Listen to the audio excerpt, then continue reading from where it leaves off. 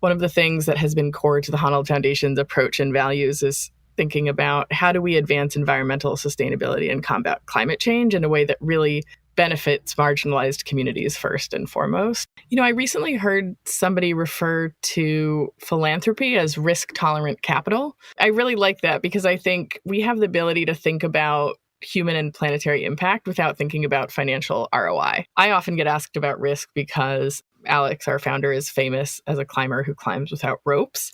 And so he's, as you can imagine, extremely risk tolerant. And I think that filters down to the way that we think about this work. One of the things that's true in the climbing community, and Alex has a lot, is you do a lot of background work and research and getting to know a potential climbing partner. And once you decide you're going to partner with them, you trust them with your life. I think we take that same approach when it comes to partnering with organizations. Welcome to Mindful Businesses, presented by Sarani, and I'm your host, Vidya Iyer.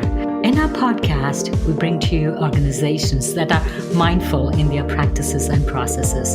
A mindful organization employs sustainable social, economic, and environmental practices. Today, we have with us Emily Teitsworth of Honnold Foundation, partnering with marginalized communities to expand solar energy access. She joins us from Oakland, California. Welcome, Emily. Thank you so much. I'm really happy to be with you. Climate change and its impact on global communities, especially the more vulnerable emerging nations, can be devastating. For instance, the floods in Pakistan, which started in June 2022, was the combined effect of unusually heavy rains, glacier melts, heat wave that has caused devastation, and considered one of the deadliest floods in Pakistan's history, killing over 1,700 people.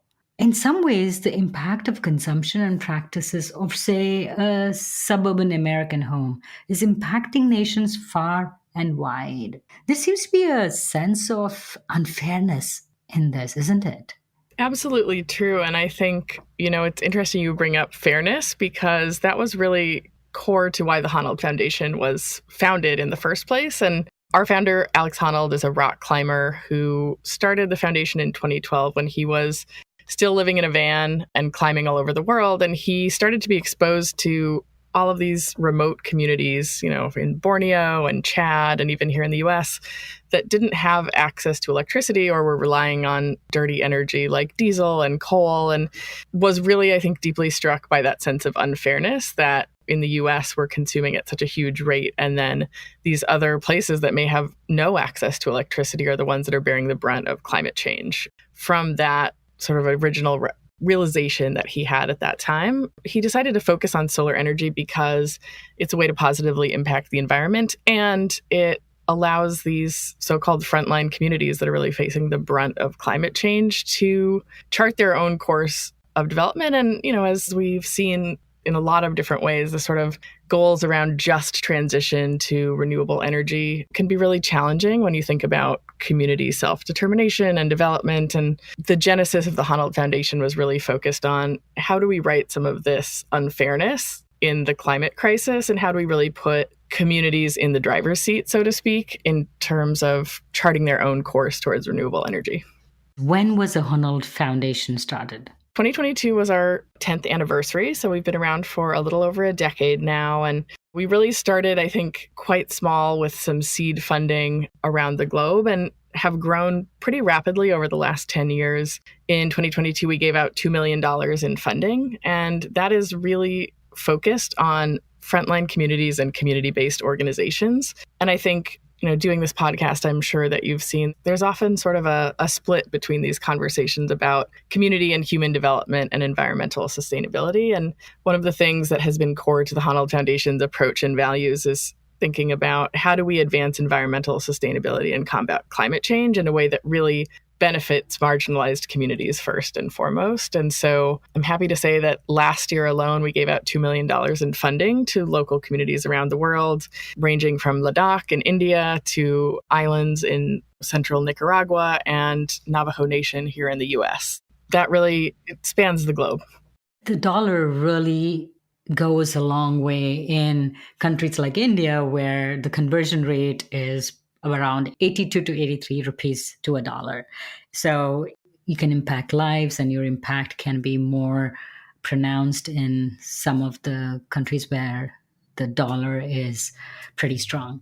That's absolutely true. And I think we've really focused on seed funding. I think you could think about it as seed funding versus like Series A or Series B if you were an investor. We really work with organizations and communities that haven't had a lot of outside partnership and support and help them prove that what they're doing is innovative and effective, and then help pair them with other larger funders or government partners and utility scale support. I think in addition to that money going further, there's also this need for organizations like the Honnold Foundation that are willing to start small and to take risks, and then to help sort of move those organizations and communities up the ladder in terms of the scale of the impact that they're able to have.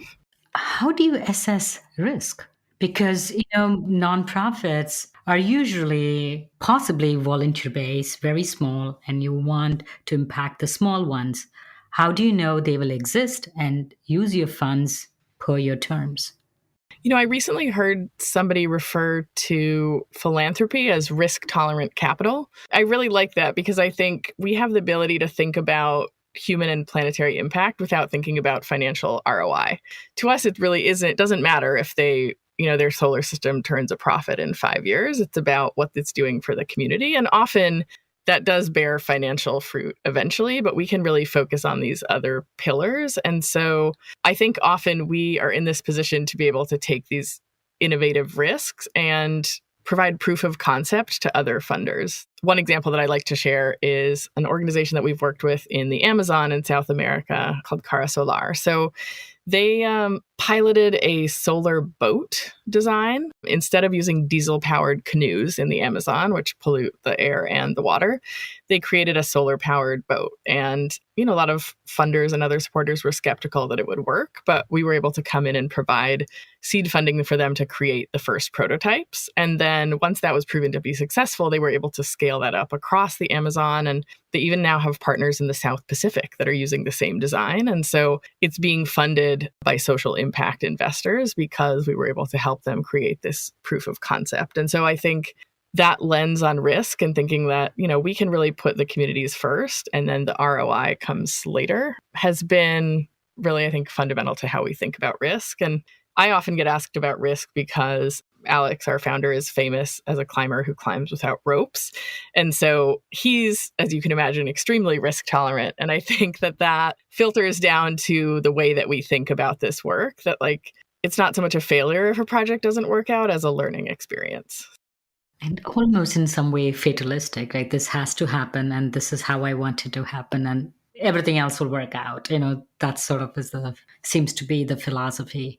Exactly. I mean, I think you have to be a pragmatic optimist in that we have to do our due diligence. We have a pretty serious vetting process when we look at the potential partners. But one of the things that's true in the climbing community, and Alex has a lot, is you do a lot of background work and research and getting to know a potential climbing partner. And once you decide you're going to partner with them, you trust them with your life. I think we take that same approach when it comes to partnering with organizations. We do a lot of research and vetting. Once we've done that process, we really trust them to make the best decisions and to take leadership in the project in the way that I think not all funders feel comfortable trusting community-based groups. What would be the key metric? Is it the people or the cause or the potential impact? I think for us, it's really twofold. One is the environmental impact and the ability to show that either these communities that had no access to electricity have sustainable solar access over the long term, or they've been able to transition from coal and diesel and other really polluting practices to solar. And then at the same time, for them to clearly define what they see as success and for us to help them get there. So it really varies across the kind of projects that we support. And I think what we really look for is what we would call a win-win-win. The solar system works, it works for the community development objectives, and it has some sort of conservation or environmental benefit. One of the things that I've seen over and over again, and that is, in projects in Central America and here in the US and in South Asia and Africa, is thinking about solar installation not just as putting panels on roofs or, installing infrastructure, but also sort of the workforce development component that goes along with it, and ensuring that local people and young people are really involved in maintenance and installation and upkeep of the system, because we've seen in so many of these communities that, especially for young people, there's not a lot of vision for the future. And so having access to solar energy, which often also brings access to the internet, and then this access to workforce development and job training is sort of an example of that win-win-win, where you see communities actually able to reverse out migration to bring young people back from cities where they may have left to find jobs. And those are the kind of things that we have seen over the last few years, and as these projects sort of mature and we can see their impact. But truthfully, it's something that we look to the communities to define what success looks like for them. And then our role is really to enable that success. I'm trying to grasp and understand how Honnold Foundation operates with its partners and its grantees. So you find an NGO or a nonprofit and give them the seed money to electrify their community with solar panels. So do you provide the technology? And you mentioned training for the youth in terms of retaining them, reducing the drain from these rural communities to the urban. Is that kind of the flow? Yeah, so we are talking right at the sort of very tail end of our annual open call for proposals. And what that means is every January we spread the word that we're accepting applications from community-based organizations to work with us. We tend to receive many more proposals than we can fund. So last year alone, we received 800 applications for support, and we're able to fund 24 projects. So there's a huge sort of winnowing down that has to happen because we're a relatively small funder. But essentially, through our networks, organizations learn about us. They submit a proposal to us for a general idea of the kind of solar that they would like to use, along with one of the required elements is a community development aspect. So that could be workforce training. We do a lot of gender-based, and women's empowerment work as well. So agriculture, there's sort of a whole range of things that can be the add-on to the solar. So it's usually solar plus a community development goal. And then for the projects that we fund and support, we have a volunteer technical advisory committee that is made up of solar technical experts, and they work alongside the community to troubleshoot and make sure that they have the capacity and the resources to actually complete the installation with a local partner. So that's sort of phase one, but we always say once a partner, always a partner. One of the things that has been great about our founder's public profile is he has millions of followers on social media, and we've been able to do quite a bit of visual and film storytelling with our partners. So it's sort of the first phase of actually starting a partnership and doing the solar installation. And then from there, we do quite a bit of storytelling to help spread the word about these organizations. And the idea is, one, to get a broader public sort of bought into investing in this kind of community development, but also to just create a platform for these very small and often very local organizations to reach new supporters and other partners as well. So our partnerships will range from, on the small end, a 1-year $30,000 grant. And then on the larger end, one of our biggest projects is 14 business microgrid in Puerto Rico that's taken 3 years to complete. So what the trajectory of those projects looks like depends on the size, but it usually starts with a solar installation, and then the community development work comes, sort of flows from there. So we talk about partners and projects in faraway lands. Puerto Rico, not that far, but India and Nepal and other such places. But we have a need in a lot of our indigenous communities, which have been neglected, exploited, and the list goes on of the way they have been treated. Why does it need to be the role of a nonprofit like yours to help these communities? America is a fairly affluent country compared to many of the other countries. But why do you need to be doing this?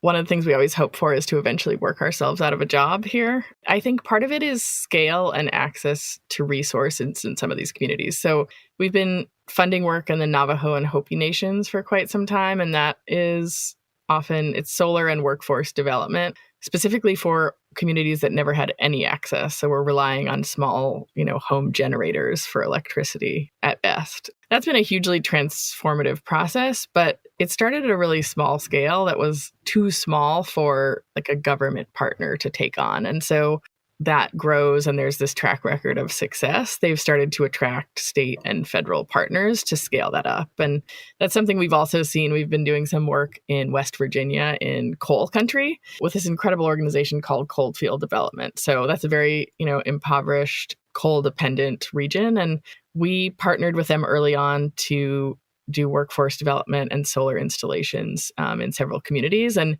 this past year, based on that track record, they got an $88 million grant from the federal government. So I think there is this sort of pipeline and pathway where these smaller, I think, risk-tolerant funders can lead the way, and then that larger institutional partnership follows. And, unfortunately, the government is very risk-averse. And so I think they need to see that proof of concept before they come in. And I wish that wasn't the case. But, I think it is a role that groups like the Honnold Foundation can play in ensuring that just transition can take place and then can gather momentum and go to scale. So where do you get your funding from?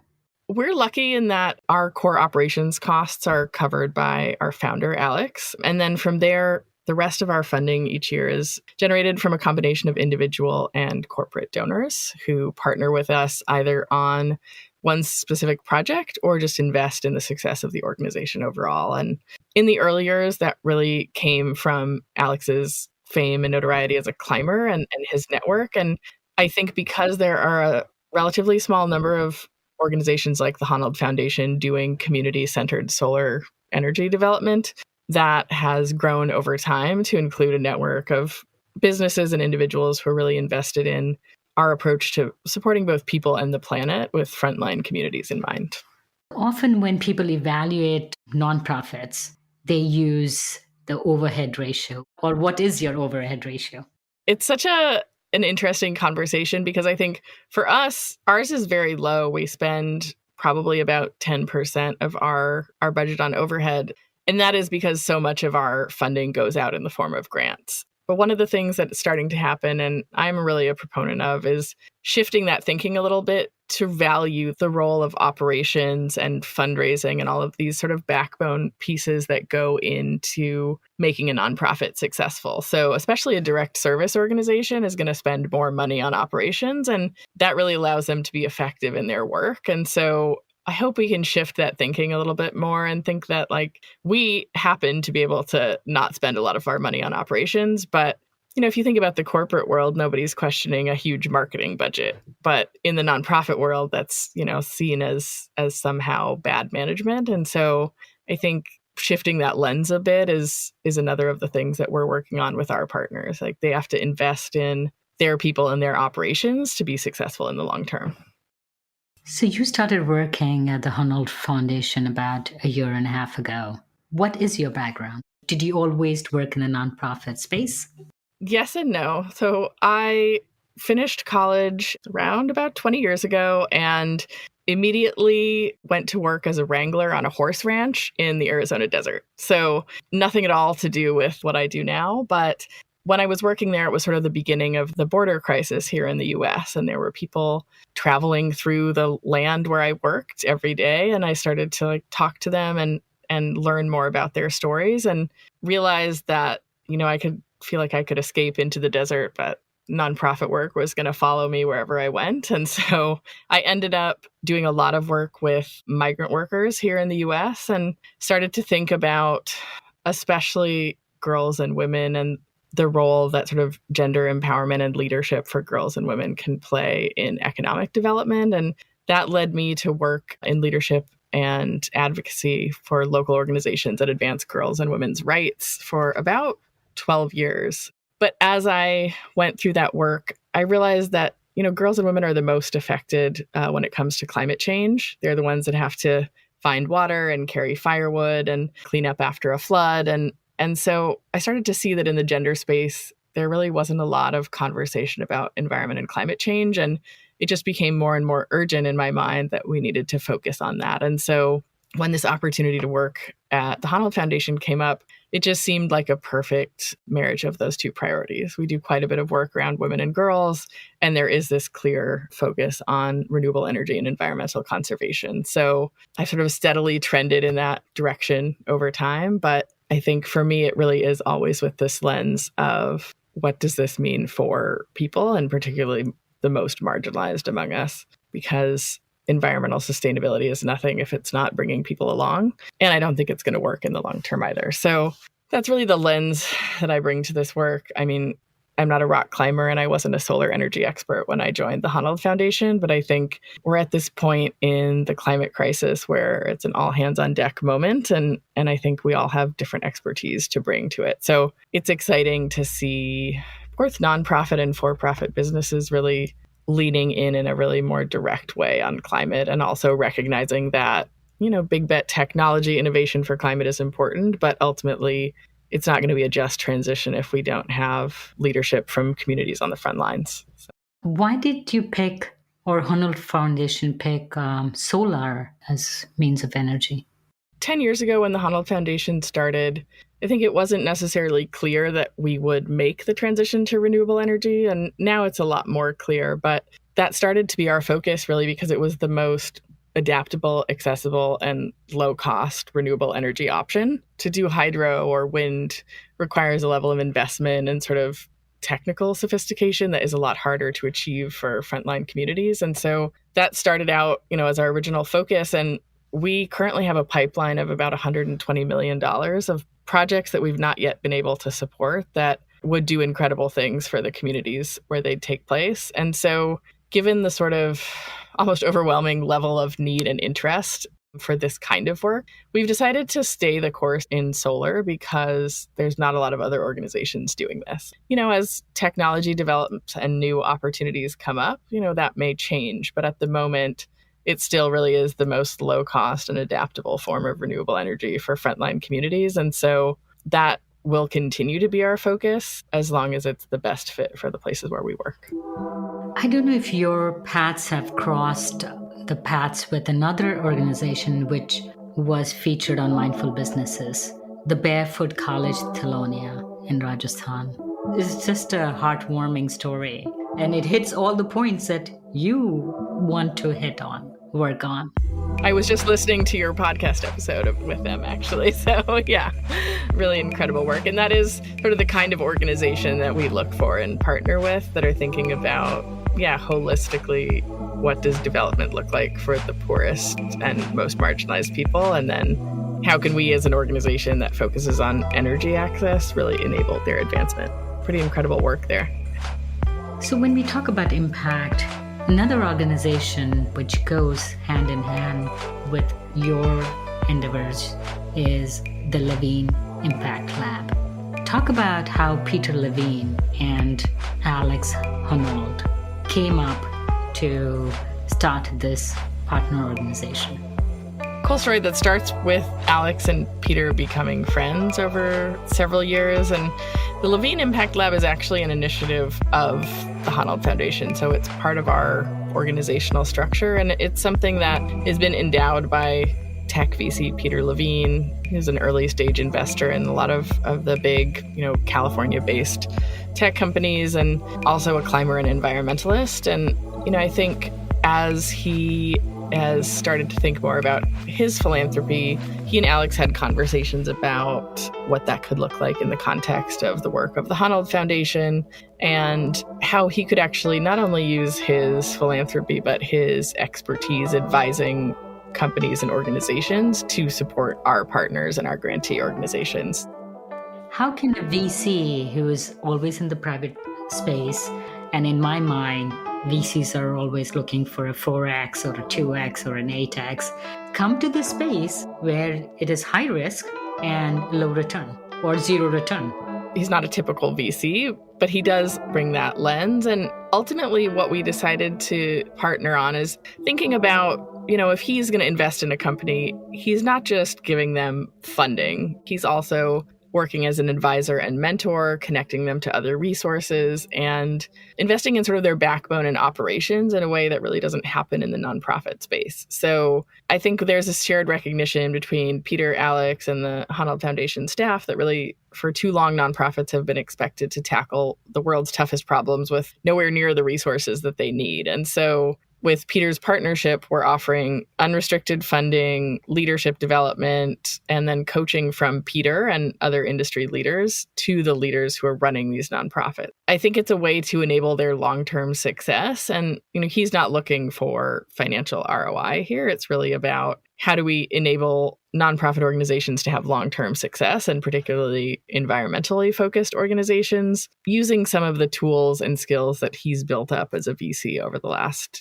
many years. And I think ultimately the impact that he wants to see and that we're hoping to see is that they have the ability to make these strategic long-term decisions and not just tactical reactive decisions because they don't have enough funding or they don't have the leadership, support that they need. And I think all of us are approaching this from a risk-tolerant perspective. He's also a climber, so I think he and Alex have that same sort of ability to take calculated risks. In a way, the Levine Impact Lab is an experiment because it's a kind of partnership that hasn't been tried so much before. And I think ultimately it is about financial resources for these organizations, but it's also about bringing the leadership and organizational development skill set of somebody like Peter to nonprofits that would, never otherwise have access to that kind of expertise. It's in some ways you're using the principles of running and scaling a startup and bringing it to the nonprofit world.